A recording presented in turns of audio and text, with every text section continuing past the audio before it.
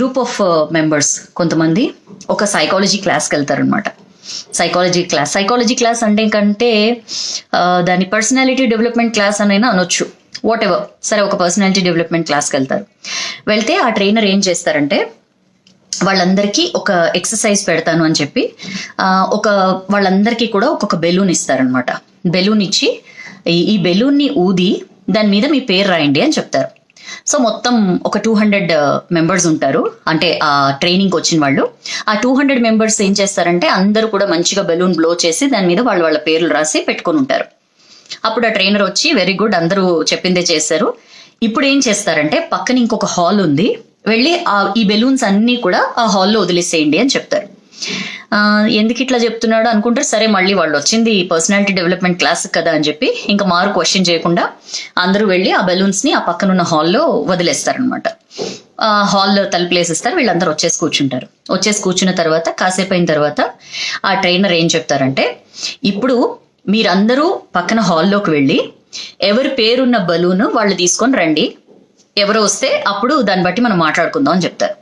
సరే, అందరూ కూడా వెళ్తారనమాట. వెళ్ళి మొత్తం హాల్లో తనకలాడుతూ ఉంటారు, వెతుకుతూ ఉంటారనమాట.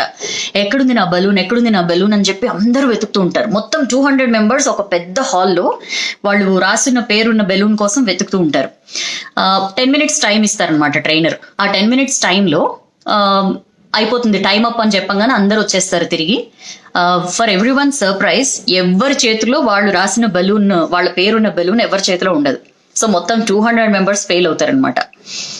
ఎవరు తేలేకపోయారు అని చెప్పి ట్రైనర్ అని, సరే ఇప్పుడు ఒక పని చేయండి, ఇప్పుడు వెళ్ళి ఎవరి పేరు, ఇప్పుడు ఒకళ్ళు బలూన్ తీసుకుంటారు కదా, ఆ బలూన్ మీద ఎవరి పేరు ఉంటే ఆ పేరు వాళ్ళని పిలవండి, వాళ్ళు వచ్చి ఈ బలూన్ తీసుకుంటారు. అట్లా ఎవరి చేతిలోకి ఏ బలూన్ వచ్చినా సరే ఆ బలూన్ మీద ఎవరి పేరు ఉందో వాళ్ళకి ఆ బలూన్ ఇచ్చేయండి అని చెప్తాడు. టు ఎవ్రీ వన్ సర్ప్రైజ్, ఒక 10 minutes ఆ ఎక్సర్సైజ్ తర్వాత టైం అప్ అనేసరికి మొత్తం అందరూ రిటర్న్ వస్తారు, ఎవరి చేతిలో వాళ్ళ పేరున్న బెలూన్ ఉంటుందన్నమాట.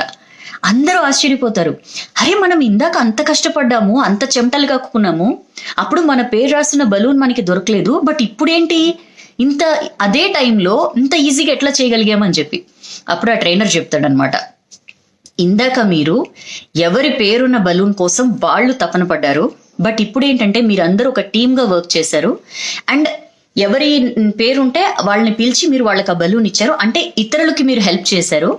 సో మనం లైఫ్లో కూడా యాజ్ ఇట్ ఈజ్ ఇదే జరుగుతుందండి. ఎప్పుడైతే నేను, నా ప్రయోజనం, నా లాభాలు, నా పేరు, నా ప్రతిష్ట, ఇట్లా ఎప్పుడైతే నా నా నా అని పాకులాడతామో మనం చాలా మైన్యూట్గా ఉంటామండి. ఒక్కసారి ఆ నా అనే దాని నుంచి బయటకు వచ్చి మనం వీ యాజ్ అ ఫ్యామిలీ, లేకపోతే we as a group of friends, లేకపోతే వీ యాజ్ అ టీమ్, లేకపోతే వీ యాజ్ అ సొసైటీ అని చెప్పి ఎప్పుడైతే మనం మన దగ్గర దొరికిన బలూన్ ఫలానా వాళ్ళదని చెప్పి వాళ్ళకి ఎప్పుడైతే ఇచ్చేస్తామో ఆటోమేటిక్గా మన పేరున్న బలూన్ మన దగ్గరకు వచ్చింది.